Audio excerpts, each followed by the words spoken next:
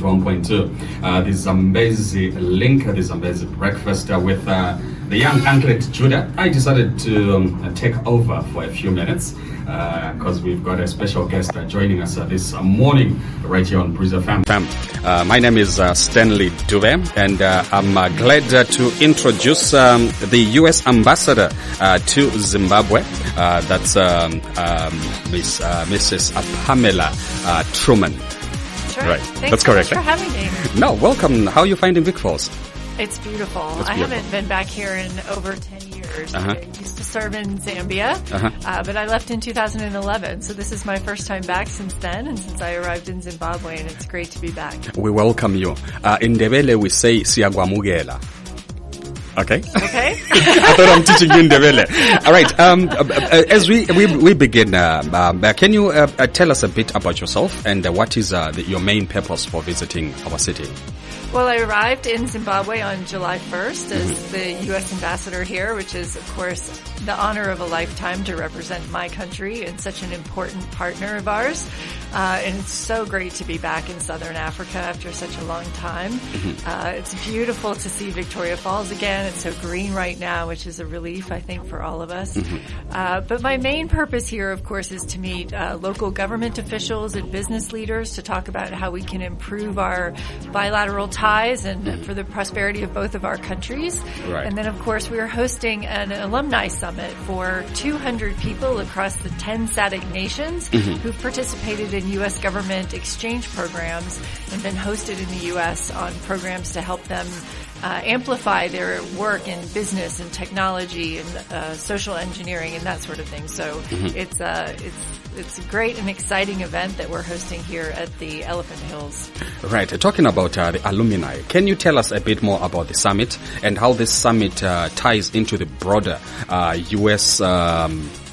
engagement with local communities? Well, you know what? A key aspect of diplomacy is people-to-people ties. Yeah. Getting to know each other on a one-to-one basis. It's wonderful speaking to your radio audience, but of course there's a different relationship you develop with a person when you're speaking to them face-to-face.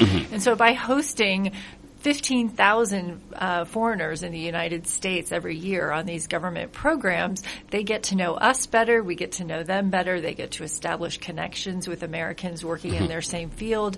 And so that people-to-people diplomacy is a really important part of Zimbabweans understanding us better so that we can find commonalities and mutual interests to work on together.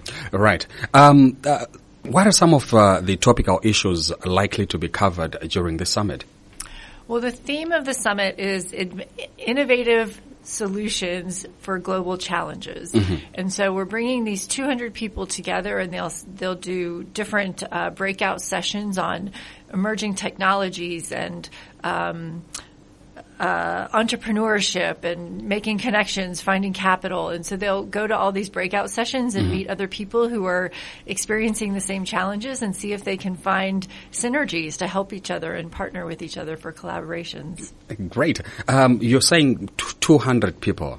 Which countries are represented at the Alumni Summit? 10 SADC nations. If I try and list them all, I'm going to miss one, I'm sure. Okay. But South Africa, Eswatini, Lesotho, Namibia, Botswana, Zambia, a lot from Zimbabwe, obviously. Yeah, I heard that yesterday. Yeah. When they're saying Zimbabwe, it was like the entire room was full of Zimbabweans, yeah? Well, we sponsored some people to come, but a lot of Zimbabweans were invited to come on their own, and obviously it's a little easier for them to get here than people from Angola. But people did come from Angola. We have people from Mozambique. Am I missing anyone? That's most of them. Okay, awesome stuff. Are there any existing programs that highlight the alumni success stories in this region? Let's looking at the Matebeleland South region. Any success stories that we can look at? So many. We have Sharina Sibanda. She went to the United States on a program about urban planning and infrastructure, and she's now the chief engineer at the Victoria Falls municipality. There's also Calvin Manika. He established an online news platform that distributes information and truth to people in the Hwange area. As you know, know, media is incredibly important for any type of democracy and transparency, so that what he's doing is really important as well. But there's people all over the country who are working on everything from low-orbit satellites to medical technology. Right. It's really exciting what people are able to accomplish, and we really attract some quite energetic and creative people to our programs. So they're real emerging leaders in Zimbabwe and beyond. I heard you talking about the stiff process of selecting the alumni or people that go to these exchange programs. Just to touch a bit on it, how vigorous is this selection process? Well, as you can imagine, thousands of people are interested in a free trip to the United States to learn more about their field. It's a great opportunity. And so we get thousands of applications for our 20 programs that we offer. We select about 100 people a year to go to the U.S., and we get to choose really exceptional people because of the high demand for the programs. For the program. Oh, awesome stuff. So how can local stakeholders in Victoria Falls collaborate more effectively with the U.S. Embassy on a shared priorities? Well, we have a lot of priorities. Of course, these people-to-people ties and exchanges are part of it. For people interested in doing those, they should check out our website, our Facebook, our X social media channel so that they can look for the opportunities. We advertise when we're taking applications for these programs. Of course, we also have about 2,000 Zimbabweans who study at U.S. universities every year. That number keeps going up. It's the largest number per capita of any second largest number in Africa per capita. So we have a program called Education USA. You can find that on our website as well. And we provide consulting services to about 35,000 Zimbabweans a year on how to apply for universities in the U.S. and apply for scholarships to pay for it as well, which is a key component, of course. But of course, we're out there trying to make contact with business leaders and finding ways that we can remove the impediments to increase trade and investment, because creating jobs and prosperity is important for both of our countries, right? Indeed. That's what people want the most.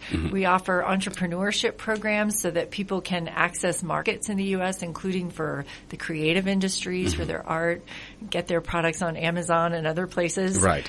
So people can buy them and they can support themselves doing what they love. So check out our website and follow us on social media. Definitely. We'll share those social media handles before the end of the show. You're talking about getting entrepreneurs to access some of these platforms. Vic Falls is full of people that self-employed, selling these little curios. And it seems like it's a struggle for them, sending bigger pieces across. Any help for such people, We do have some trade experts in our embassy that help people find partners in the U.S. Of course, there are many American investors here who are working, especially in the tourism industry. Right. There are 56,000 Americans who visit Victoria Falls every year. I was talking to some tour operators and hotel owners last night, and they say the American market is their biggest. And so they go advertise tour packages in the U.S. The key is to get those Americans to stay here longer, because many of them come for just a day and they see the falls and then they leave. Go back to South Africa or Tanzania or whatever. And so what we'd really like to see is better infrastructure so that people can get to Matopos easier, or Great Zimbabwe or Hwange, and stay longer and spend more money here, right? Yeah, indeed. Right. There's a very, I think, a topical issue at the moment in the world. The issue of U.S. aid funding. Right. Given the critical role that U.S. aid has been playing in assisting the lives of millions of Zimbabweans, right? What is the U.S. government's immediate plan of action to address any potential challenges or changes to these programs? Well, we're really proud of the partnership that we've had with the Zimbabwean people since 1980. We've invested about $5 billion into the health and well-being of Zimbabweans since 1980. A couple billion of that just in the last few years, mostly in the field of HIV, of course. But, excuse me, President Trump really wants to move from more of a partnership rather than patronage. We want more trade instead of aid. And so he is looking at all of our aid programs, reviewing them, realigning them, and figuring out exactly what is most core to U.S. interests. And Secretary Rubio has said that every penny we spend must make America safer, stronger, and more prosperous, which is, of course, what every country wants for itself, right? Indeed. So we're reviewing all those programs, and we're talking to the Zimbabwean government all the time about how we can do a smooth handover to make sure that the people who are receiving their antiretroviral treatments don't miss any medications and are able to continue their treatment to keep Zimbabweans healthy. So the aid is paused for 90 days, which will take us to about the end of April. Right. And after that, we'll see which programs will continue and which ones are being recast as something else. Right. And with the coming of the new administration, what are some of the likely changes that we are likely to see at the embassy? Well, our partnership with Zimbabwe has been pretty consistent over numerous administrations. We haven't seen any changes yet, but that doesn't mean they won't be any changes. There won't come something in the near future. We'll see. Okay. But I think it's clear. I mean, as diplomats, we know that having good relations and cooperating with countries is in all of our interests. And regardless of how we do that, that will always remain our goal. Right. And before we wrap this one up, you've been quoted consistently saying that there are no sanctions in Zimbabwe. But facts on the ground prove otherwise. Do you still stand by your claim? I do. Okay. There are no sanctions on the country of Zimbabwe.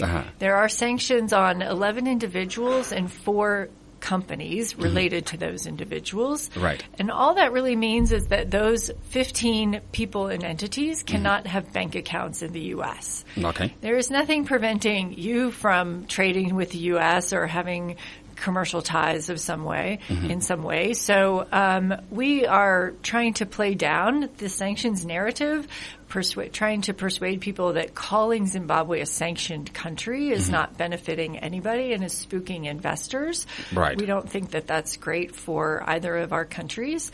And so that's where we are right now. We'll see if that changes. Okay. All right. We'll definitely keep that one on our radar to see how it goes. Because some people would say, look, if the Zimbabwean president is sanctioned, it means that the whole country is under sanctions. No, I disagree with that. I mean, he can't have a personal bank account in the U.S., but I don't see why the president of the country needs to have a personal bank account in the U.S. to properly govern the country. So we see a strong differentiation between the presidency and the person. The person, okay. And I can understand where some people might conflate that, but we see them as quite separate. All right, Ambassador, South Africa recently passed a bill titled Expropriation Bill, which essentially allows expropriation of land without compensation. What is your reaction to that, and are we going to see South Africa being put under punitive sanctions like Zimbabwe back in the days? Well, on February 7th, President Trump signed an executive order which restricts aid to South Africa as long as they are allowing violent human rights violations against minority farmers. Human rights is a core element of his America First agenda. So that's our way of expressing concern about the situation going on there. All right. No, Ambassador Tremont, thank you so much for allowing us and this opportunity to have a conversation with you. We look forward to more engagements in the future. It was a pleasure. I hope to come back soon. No, we're looking forward to you. You actually hosting a show here. Okay, sounds good. All right. No, thank you so much. It is Breeze FM Breakfast with Uncle Judah. He's going to be taking over. My name is Stanley Dube, and it's a great pleasure hanging out with you on the Breakfast Show. Good morning.